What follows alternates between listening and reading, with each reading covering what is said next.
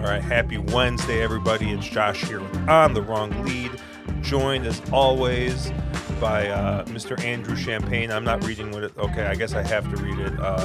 The self-proclaimed Lord Miles Fan Club president, as he's pointing down to his name here. Thumbs up. Andrew is joining us on location from beautiful San Diego, California, where he's traveling for work. Andrew, how you doing? I'm doing just super, Josh. Thank you very much for asking. I'm coming to you plausibly live from one of the greatest cities in the United States, one of my favorite places, and I am here on someone else's dime. So, Katina Media, thank you very, very much, as always, for taking care of your employees. I'm here for a couple of days for a team building thing / sort of conference, and then I fly back up to the Bay Area on Friday. So yeah, lots of fun things going on here in Andrew Land, and if you're watching this on YouTube, first of all, thank you. Go down below, hit that like button, hit that subscribe button. Really helps us out. Just hit all the buttons except the one that says thumbs down. All the buttons other than that, cool. If you're watching on YouTube, I'm having some fun here. Have been having some fun for a couple of days now, and it's feels good. Feels real good, Josh. So, Mike, I have another question for you. Hit me. We'll get to Lord Miles, I'm sure later, much to my chagrin. But did you bring Beamy with you? I did not. No, Dude, I swear to God, Mimi is watching the Champagne compound because my cat cannot be trusted. Dude, no joke, I thought that there was like a surefire chance that you had Beamy with you. If I had Beamy with me, would this podcast have come to an immediate end? I don't know. I might have had to hit the Vegas music and getting us out of here. But I mean, I don't know. I don't know what to say about the wood. Obviously, you can say last something weekend. you haven't said yet. Congratulations. Thank you. Hit the applause button. Hit the applause button right now. Hit the applause button right now. You can say literally anything you want. But the first thing you say to me better be, Andrew, great call. I mean, a broken clock is right, twice a day. But in the words of WWE superstar and champion of everything, Roman Reigns, acknowledge me. And by the refuse. Way, seriously, folks out there, if you can't tell this is a gimmick, you're part of the problem. I am doing this in part because there is a small subset of people in horse racing Twitter that take delight in making things uncomfortable for me in certain spots. And I'm going to make things uncomfortable for them. Because when you do the thing that I did, which nobody does, you get to rub it in the face of the people you don't like. The best possible thing you can do with people like that is remind them that the person you're going after is just plain better than they are. I'm just saying, like, Andrew, like, if there's anything I learned this week is that I wish I could be as happy, like, cashing any ticket as you were cashing on Lord Miles. Like, I hit for 13. I hit that, that pick six for $1 or $2. And 13,000. And like, I feel like you're 56-1. 59 to 1. You get 59. Sorry, I'm changing you here. No, but the thing is, it's just this game is hard. Mm-hmm. It's really freaking hard. If you do something like that, I have no problem with anybody celebrating that sort of thing. It's absolutely wonderful. And we should give credit to the people among us that hit these kinds of wagers and the kinds of things that you did the first couple of weeks of this podcast. That was one of the first episodes we did, Josh. And by the way, let me just remind you of something. Who was one of the very first to give you your flowers for that? Yes, you were. Thank you. That's all I'm saying. It pains you to admit that I'm a nice guy sometimes. It does pain me to admit that you're a nice. No, I mean it's not so much that I mean I'm just giving you crap too. But, trust me, I hear you, and I've already heard it from other sources too. I mean and I get it. If you're not privy to the gimmick, it's okay. But now, for those of you out there in podcast land that are listening, you understand that I'm actively milking this a little bit, not because I'm some conceited son of a bitch, even though some people probably think that I am. It's to really tick the people off that deserve to be ticked off. Yeah. Like I said, I mean that was just a great call. I glanced at the horse, but I could not at any point. I was on Arctic Arrogance and for like the ninth time, and I just burned money there. But Well, the thing with Arctic Arrogance is that's a very nice horse that just doesn't want to go a mile and an eighth. We've seen that a couple of times, having no response when Hit Show ranges up alongside of him. I think he's going to be fantastic in those New York bred races, going 7 furlongs, going a mile. That one turn mile and an eighth at Belmont Park, I think, is really going to potentially help him out. But the thing with Lord Miles was when I handicapped the race, I thought, okay, he's going to be a player at a little bit of a price. I figured we were going to get 20 to 1 on him because he came out of the Tampa Bay Derby, which was won by Tappet Trice. Due respect to Hit Show, nice horse. Tappet Trice would have been odds on if he had gone in the Wood Memorial. So I saw that. And then with 8 minutes to post, I see the Wood Memorial after getting my ass kicked at Keeneland, literally all day. And we're going to need to talk about how bad of a day Keeneland had on Saturday. Not from the standpoint of my picks or anybody's bankroll, just a really bad day in general for a track that's supposed to be at the forefront. And I see Lord Miles is 55 to 1, about 3 times the price I thought we were going to get.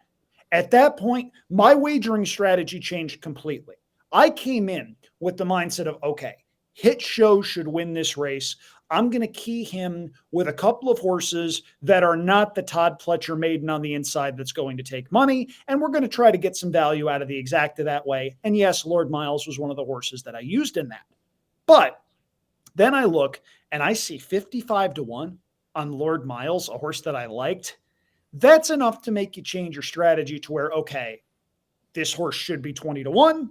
It's going to go off at 60 to 1. That becomes a key play for me. And on a serious note, and look, we kid a lot on this show. If you've made it through me doing my extended victory marathon here, okay, kidding aside, if you have a strong opinion and your strong opinion is wildly different from what you're seeing on the board, that's when you hammer it. If there's one thing that a lot of very good handicappers out there agree on is this game is hard.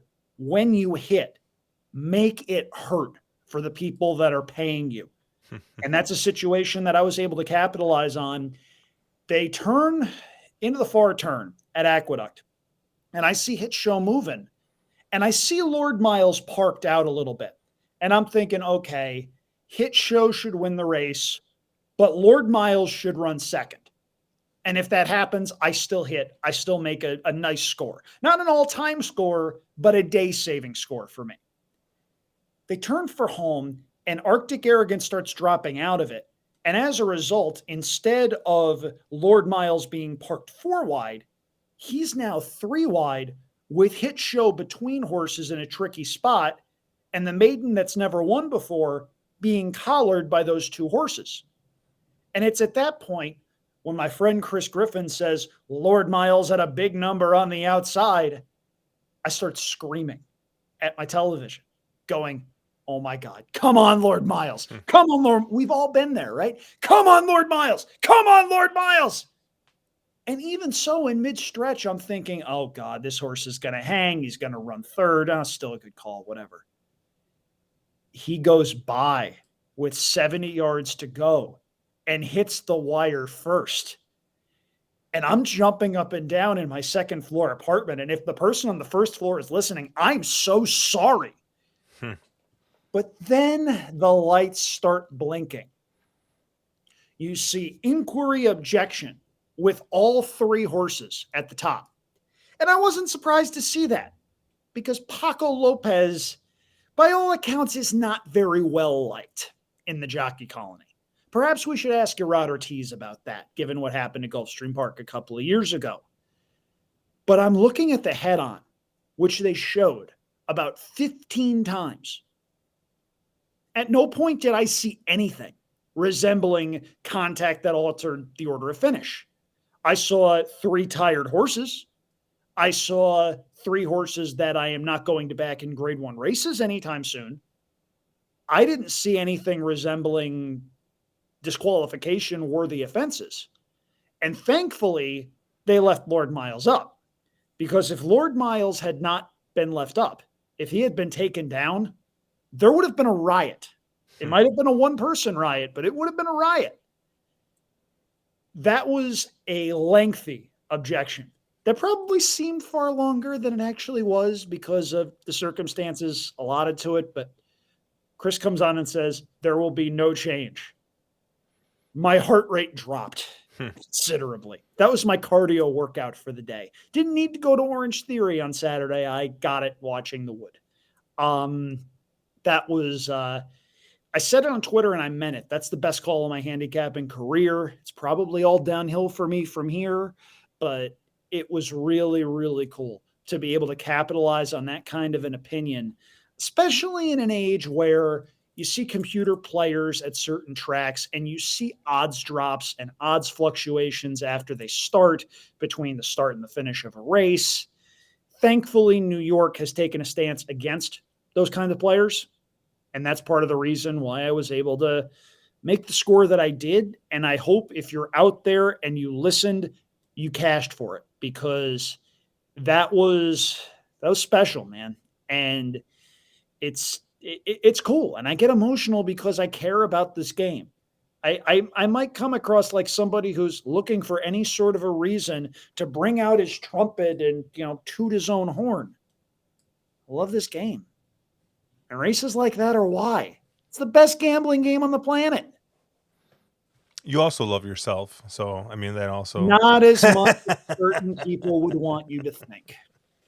And I'm included in that group. Yeah, it's okay. If you want to think of me as Arn Anderson, whose catchphrase was, I don't want to blow my own horn, but toot, toot, then by all means go ahead. But at the same time, you've also got to remember the Ric Flair promo where he's talking about, for the Pipers and the Hogans and the Sids, now it's Ric Flair, and y'all pay homage to the man. If you're going to act like I'm this kind of a person, I'm going to lean into it, and I'm going to have fun with it when good things happen. But at the same time, again, this is the best gambling game on the planet, Josh. It's why we got attracted to it. It's why we do this podcast every week. And that would be the same if I didn't have Lord Miles, if I had one of the also-rans that came in behind Lord Miles at a big number. This is a fantastic game. And days like that are a big reason why. So you're saying we don't do this podcast for the podcast groupies? We don't. We don't. We don't do this for podcast groupies. We don't do this for money, for sure. We do this. And look, a lot of people are in this group, okay? A lot of people with really good shows are in this group who devote a lot of time and a lot of their bandwidth to passion projects just like this. Oh, and my God. You're talking about that, and all I can think about is our friend Matthew DeSantis, who had probably last week had between 12 and 72 hours worth of content. I don't know if you saw, but he was just everywhere. Yeah, I love Matt. When I left Odds Checker US to go take the full-time job at Katina, they scooped him up, and they made a really good hire in doing that. He produces a lot of good content, but I got to tell you, the thing that got me was when he went to Gulfstream Park for the Florida Derby. Did you happen to notice there was one day he went to the track without his chapeau? That's just unreal. How was he allowed to leave his hotel room? I don't understand that. The guy would forget his head if it wasn't attached. Yep. Was he at least wearing his vest? I think he was. I remember I saw a picture of him wearing a T-shirt, and I was kind of creeped out. I know, right? Jeez, you have an image of people of Uh, what they're wearing, and I got to tell you, I'm here in San Diego. This is sort of a convention thing for the company that I work for, and you're seeing people for the first time in some cases, and there was this one guy who came to tonight's welcome reception. It had booze and hors d'oeuvres downstairs, and nobody was quite sure what the dress code really was. So some people were really dressed up. This guy comes in, button down, short sleeved shirt, shorts. I believe they were cargo shorts, and flip flops.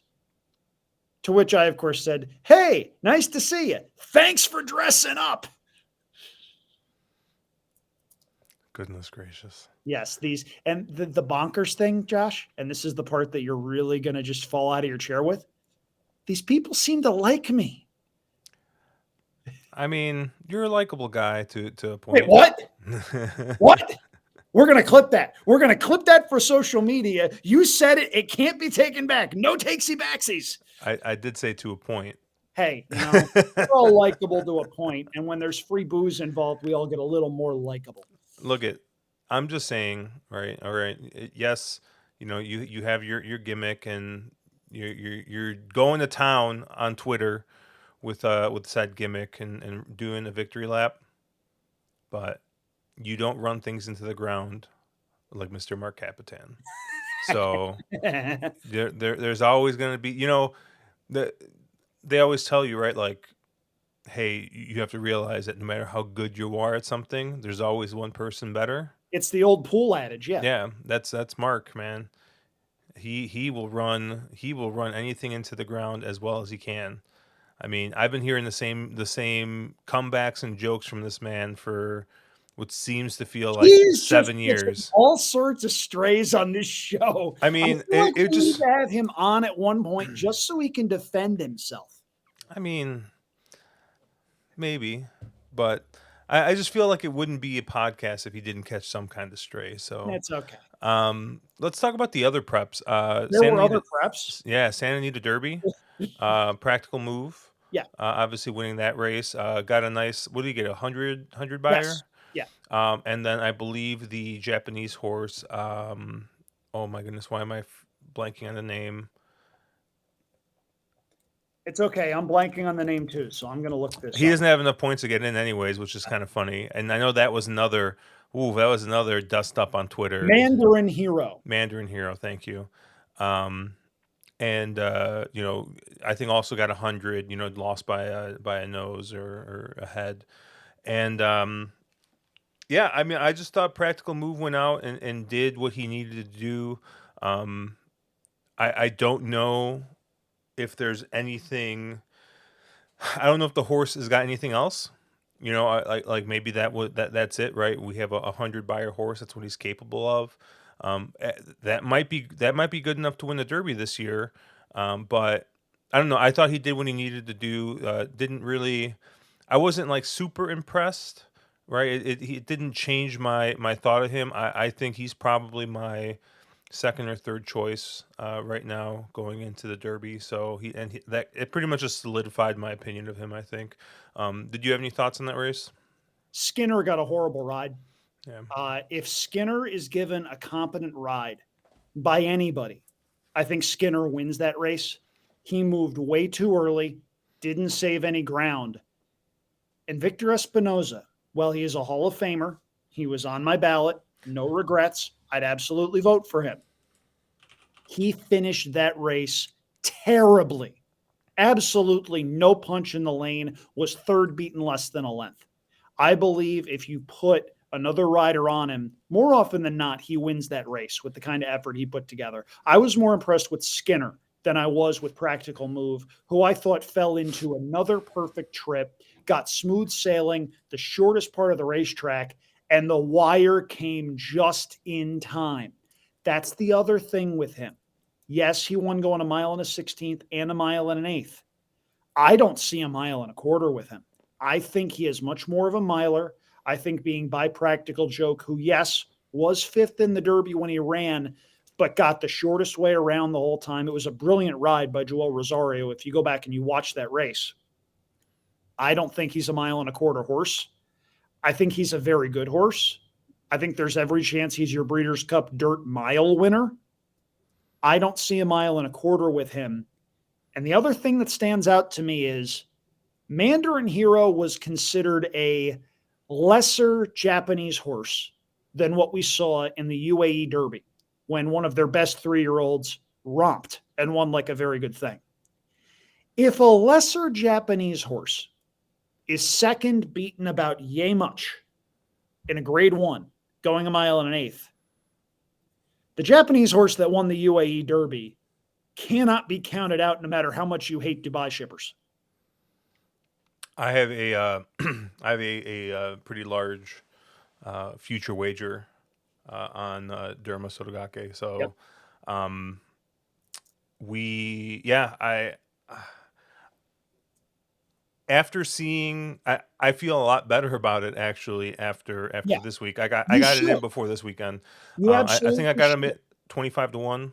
Um, Oh, he's not going to he's be half that come the first yeah, Saturday in Vegas. I think he'll be 8 to 10 to 1, somewhere in that range. I I was think. thinking 10-1. Yeah. Yeah, but I don't know. It's just, I mean, it's just picking up so much steam. I mean, Yep. everywhere you look, I saw Craig Milkowski. He did some more timing on the UAE Derby. Yep. I saw a couple of people on Twitter, talking about adjusting the time and just anytime anybody brings up that race or looks closer at that race, it keeps looking better and better and better. So I think the horse is going to take a lot of money. Is going to be the Steam horse, and I I don't know. It's going to be interesting. I think you might get 3 to 1 on Forte. I It's think you might. entirely possible. There's every chance that horse is the second choice. The other thing that comes out at me, Dubai World Cup night, tens of millions of dollars in purses. Big night. Huge night. And we can't time races properly there. It's 2023. What the hell are we doing? Um. See, I don't remember what I can't speak to what the issue was. Um I know that there were that, like I said, Craig had to kind of retime stuff. Craig Milkowski does the Lord's work. I have known him since I was a teenager. He is as smart a guy as there is in horse racing. We shouldn't have to rely on him to fix what tracks are constantly getting wrong. Yeah. Yeah, I to to to not to defend Dubai or anything, but I mean, we focus on it one day out of the year. So if they have timing issues or anything like that, like that's the crazy thing too, is like if you think about handicapping everywhere else except the United States, right? We are the only place that's reliant on things like speed figures and things like that. To Um, an extent, although time form numbers in the UK and in Europe are a big deal, and speed is obviously a huge part of that. Although it's a different kind of speed, it's yeah, just a different version of the same kind of thing. That's for sure. yeah. But anyways, we can go back and forth and talk about every single horse in the Derby. But I will say that I've heard a lot of steam for Angel of Empire, Mhm. and with another horse that won the Bluegrass, Tappet Trice. I've heard a lot of people being like, hey, like that was a nice race that he won there. Kind of, I think, got out of the gate a little bit slow. It was seventh for a bit, and then but I think he was hustled up. He stayed pretty close most of Luis the way. Saez was quarter horsing him the first quarter mile of that race. He did not break well. I Yeah, think you undersold it a little bit. He did not break well. Saez somehow, and I need to rewatch replays because I have no idea how he did this. He got Tappet Trice off the rail, got him outside of horses. And in the meantime, there's Verifying up near the front, sitting a picture perfect trip. And Tappet Trice comes and gets him. That impressed the heck out of me. I was not sold on his Tampa Bay Derby win. I didn't think he beat much in there. I thought Lord Miles may well have been the second best horse in that particular race with the trip that he had, but he impressed the heck out of me in that particular race because The third and fourth place finishers, Blazing Sevens and Raise Cane, they're not bad. And they were a city block behind the top two. I think Sun Thunder finished 4th. Raise Cane okay. finished 5th. Yeah, sorry about that. I knew Raise Cane was somewhere in there. But yeah, I think there's every chance Todd Pletcher has the top two choices on Kentucky Derby Day with Forte and Tapit Trice. And then the Japanese horse may well wind up being the third choice when all is said and done. I did see Angel of Empire was being offered at 15-1 in Derby futures. If you like Angel of Empire and think he is a legitimate win contender, go and see if you can still get that price. You might get 10 or 12-1. I don't think you're going to get 15-1 come post time. If you want to bet him, I'd take that number and run. Yeah. So one interesting thing I will say about the Bluegrass, and I got to go back and watch it as well. You know, I'm just looking at the chart right now. But if you kind of look at where the horses kind of ended up, Verifying was really the only horse that was up close to the pace, like on the actual pace, that held on. So I don't know if the race necessarily fell apart, but maybe you upgrade that a little bit for Verifying, because the horse in the lead, Clear the Air, finished last. Horse that was third off the lead finished second in the last. Classic Car Wash finished fourth to last, and he was the fourth horse kind of off the pace. I just don't think those horses are very fast. Yeah. I think that's part of it. I know they didn't go slow up front, and I understand that, but I also just think they weren't nearly the type of horses that you'd expect to contest a race like this. Yeah, I'm just saying, like, when I see something like this, kind of go back and look at the rest of the dirt races that day. I was getting killed at Keeneland, so I don't want to remember it. Yeah. But you know, I'm just looking at the chart. Tapit Trice was 7th at the quarter pole, or a quarter mile into the race, rather. Blazing Sevens, who finished 3rd, was 8th. Sun Thunder was 9th. Raise Cane was 10th. Mm-hmm. So it just seemed like, I mean, maybe all the best horses in that race were coming from off the pace anyways, but Verifying seemed to be the one that kind of held on. So might be one to, you know, maybe upgrade a little bit if you were a little bit down on his trip there. He ran well, and he had a nightmare trip 2 starts back, I believe in the Rebel at Oaklawn, or one of the races on the Derby Trail down there, where he took a lot of money and people had very high expectations of him in that particular race. He's not bad, but Tapit Trice knocked me on my rear end with the thing that he was able to do.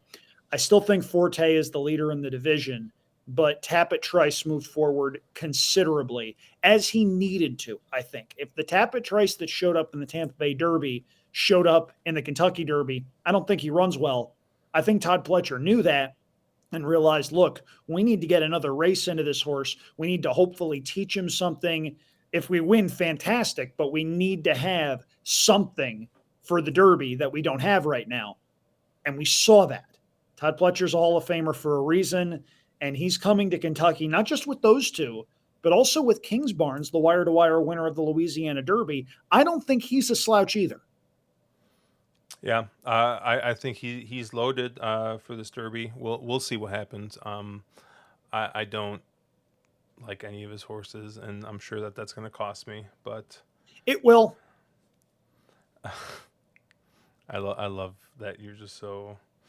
Oh, I still think Forte wins the Derby. I haven't wavered on that. I think he breathes different air. I think the way he won the Florida Derby, you're not supposed to win any race from the 11 hole going a mile on 8th.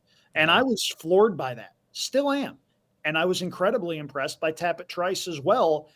And while I don't think Tapit Trice wins the Derby, Josh, do you see, knowing what we know about Tapit Trice, the way he runs and the way he's bred, do you see any horse being able to warm him up going a mile and a half in the Belmont? Nope. He's your Belmont winner. I was just checking.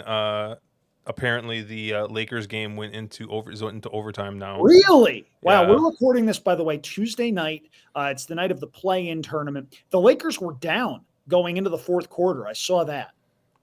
I need the Lakers to win on the money, and then I hit a nice little single game parlay. So Oh, nice. I did Lakers. I did LeBron over 28.5 points. Anthony Davis over 1.5 blocks and over 13.5 rebounds. And I think they're all cashing right now. So we'll Yeah, you see. should be. Yeah. Well, for Um, your sake, go Lakers. I got no dog in the fight, though. but yeah, yeah. I'm just I don't know. None of the I think right now, like, gun to my head, three horses I would use would be Derma Sotogake, Practical Move, and Two Fills, You're not because I'm using just Angel of Empire?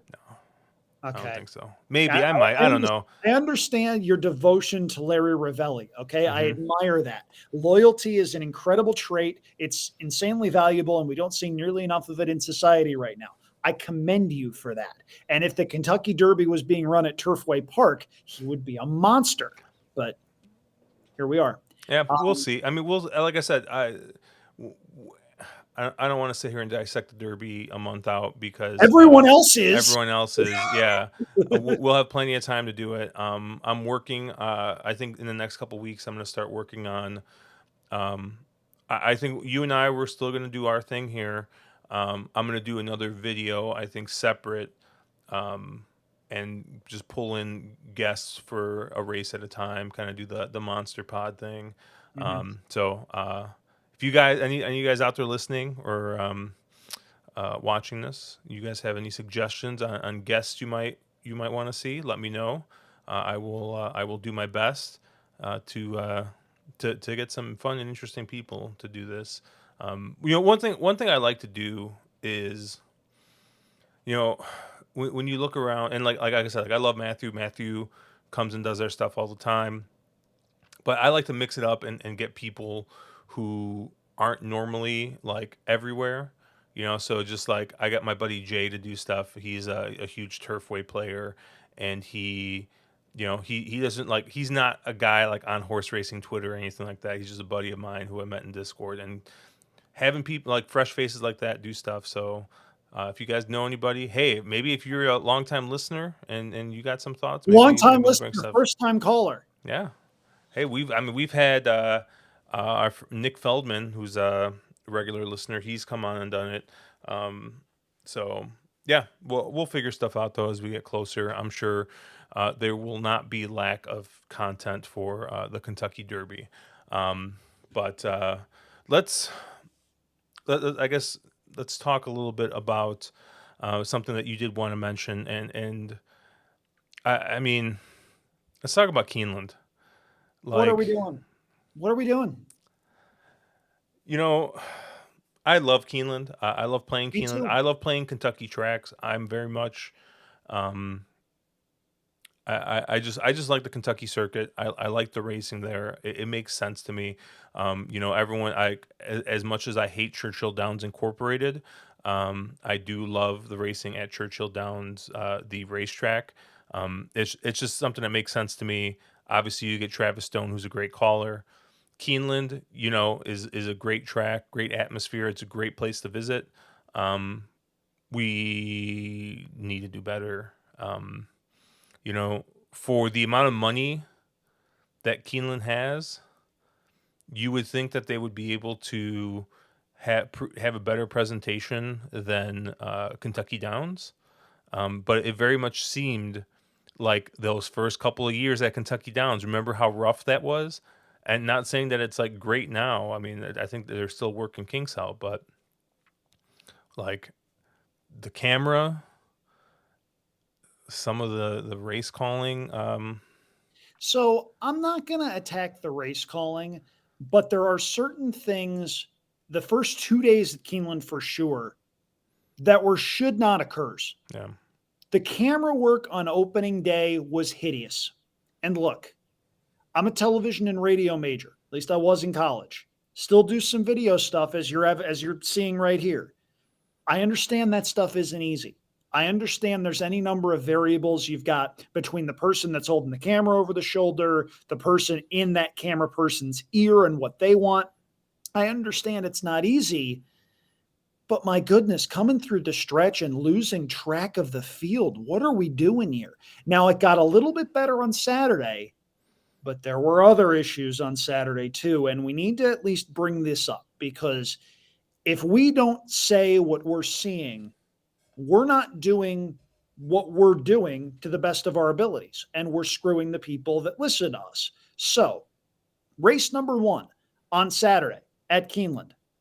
Field turns into the stretch, and Roberts loses the feed. The feed's out for a good, what would you say, just 45 seconds? Yeah, 30, 45 seconds, somewhere in there. They come back, and the replay is with the horses in deep stretch, crossing the wire. My problem isn't necessarily with that. Sunspots happen. You get any number of transmission problems. There are any number of things that could have gone wrong. Josh, it's Tuesday night. Have you seen anything for Roberts or Keeneland addressing what happened here? No. I haven't either. That's a problem. Racing, optics matter, and you need to be transparent. Mistakes happen. I'm not saying everything needs to be perfect, but when stuff goes wrong, tell us why. See also Will Rogers Downs on Monday with their tote violation, which nobody knows what the hell happened there. Absolutely no one.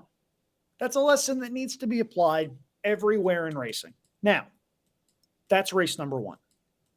Race number 5, I believe it was the Commonwealth, grade 3, 7 furlongs. If you had the winner of the Commonwealth, Josh, can you hit the applause button? Thank you.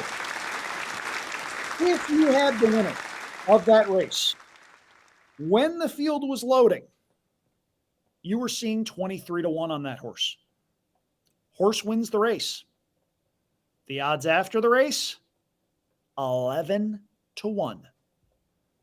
I understand there are going to be some odds drops. That's fact of life. You're not going to account for every cent in the pool until after racing has been after wagering has been closed. That's just the way it is.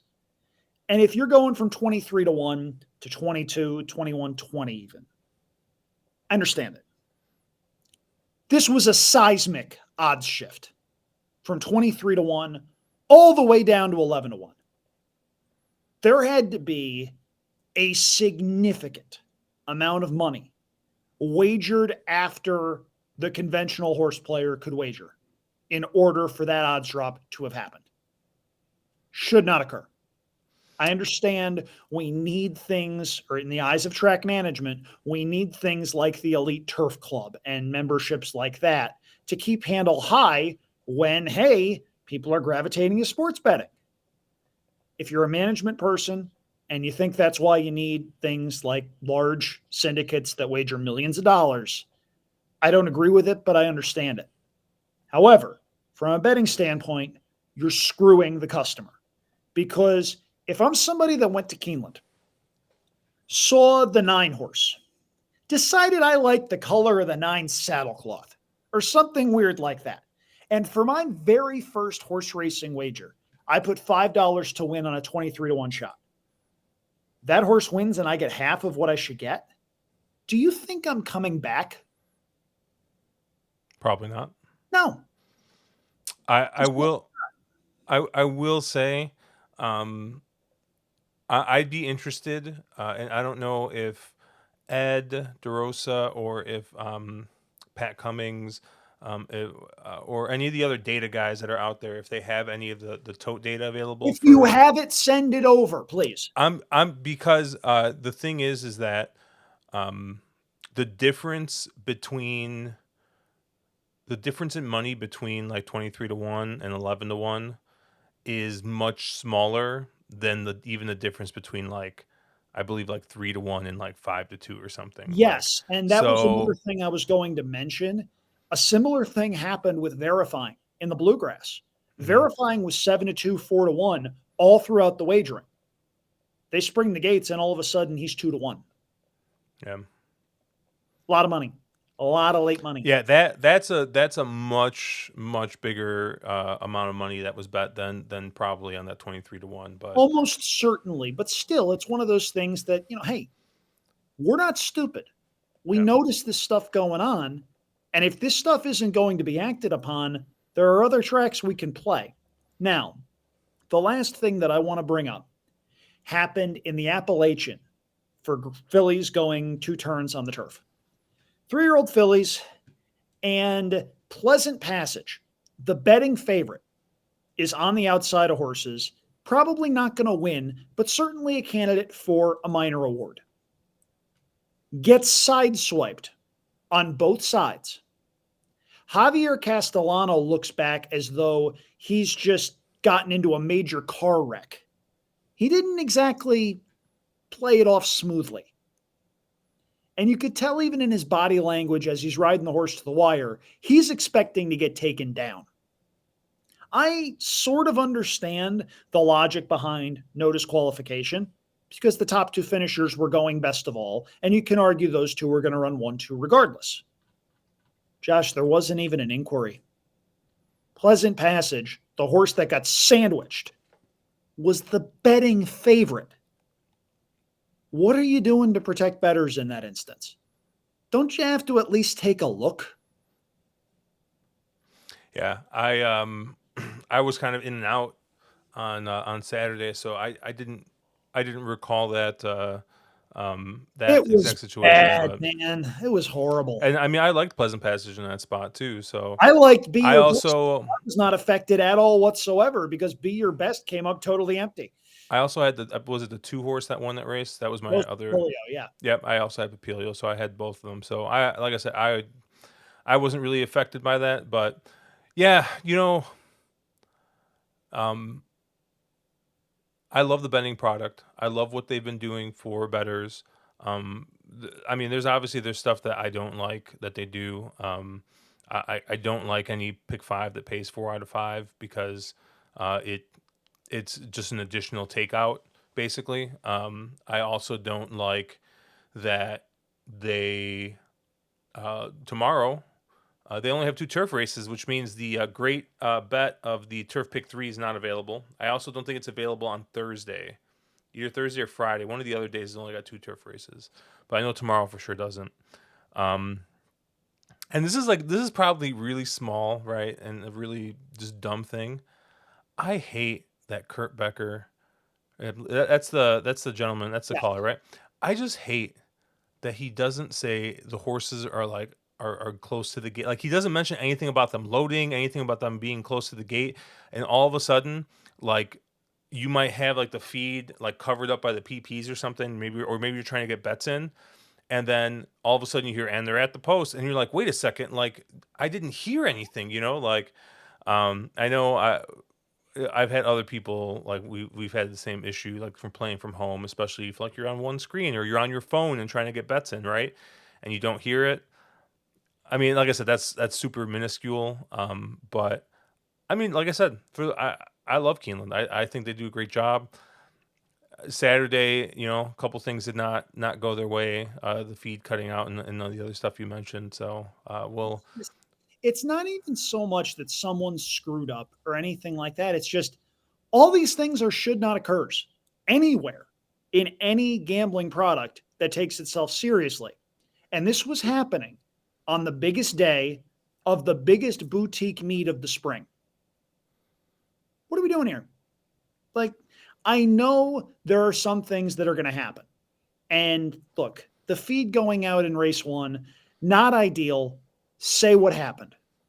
Simple. 5th race. Winner's odds getting cut in half. That's a bad look.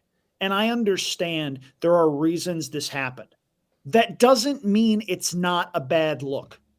And who's standing up for bettors in this instance? No one. Sobering, I know. But it makes it harder to love this game when stuff like that happens and you know it's going to affect a lot of people. If you liked the 9 horse there at 23-1 and you bet the horse because it was 23-1 and you look up and you see you've got a winner at 11-1, that ain't right. Yeah. Let's not overcomplicate things. I know there's mathematical reasons. I know there's logistical reasons. I know there's logical reasons. That's fine. No excuse for it happening, though. Yeah, yeah, it's tough, and I know, like there's not a great there's not a great, I think, way to solve it. Um, Do but what New York did. That's about the best you can do. And that's cut off the major groups from making wagers after I believe it's 1 minute to post. I could be wrong on that, I but think they that's did what it is. Yeah, something to try to ensure that the price you bet is generally speaking about the price that you get with yeah, late wagers. So they didn't do everything, but they did what they could. And that's all we're asking. Just acknowledge that there's a problem and let's work towards it. And Keeneland has some forward thinking people that are doing some really cool stuff.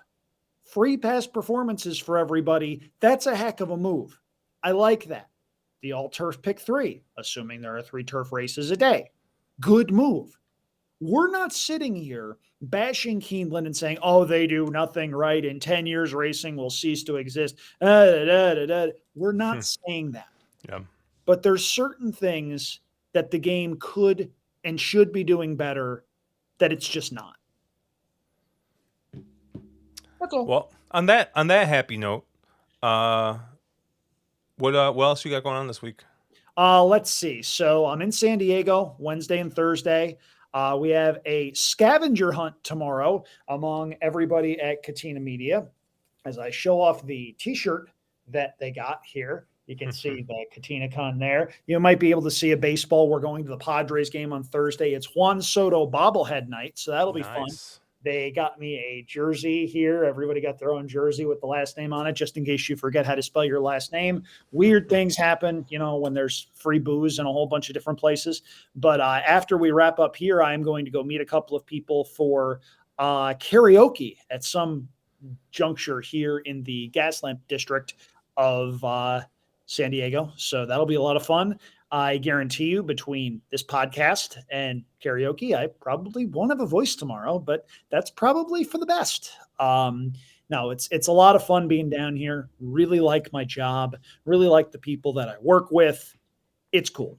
I will also be working on my latest Derby Bubble list for the Pollock Report. That'll probably be up Thursday or Friday of this week, ahead of the Lexington on Saturday, which is the final prep of the year. We'll see who shows up for the Lexington. We'll see if anything could potentially result in a change to the top 20. But it's a case where, hey, things are starting to come into focus. We get to be excited. We get to start thinking and making our own opinions and seeing what we're really looking forward to. We get to obsess over workouts, which we don't do 51 weeks out of the year. Pro tip, just handicap the Derby like any other race. Don't get too engrossed in workouts or anything that you're not normally engrossed in. If you pride yourself on being a successful horse player and it's not broken, don't fix it. Yeah, we will be doing our stream as normal on Thursday. Mark caught a stray bullet. Capitan is going to be out of town this week, so or I don't know. I think I might have a work event or something. I forgot what, but so Caleb and I are going to be joined by Optics Emily. Nice. So we'll be probably talking Keeneland. I got to take a look at the weekend's races and get a list of races together. But I think we'll probably be Keeneland heavy this weekend, and then yeah, we'll see. Tomorrow tomorrow, Thursday and Friday, ExpressBet is running a $100 contest to get a seat, I believe, to the Grade 1 Gamble. Nice. So I'll be probably playing in all 3 of those, and we'll see if we can spike a seat to this Grade 1 Gamble on Saturday. But awesome. Enjoy yourself. Do good. Yep. But that's going to do it for us. Obviously, check us out at ontherwronglead.com, at wrong_lead on Twitter. All the buttons. All the buttons, like, subscribe, do all that stuff. If you guys got any comments, go ahead, comment in there. I try to reply to everything. If you think Lord Miles fan club president Andrew Champagne just needs to drop the gimmick, no, he says no. But yeah, I think that's just yeah. We'll have a good week. Enjoy the rest of your little conference there. Have some fun karaoke, and we will catch you guys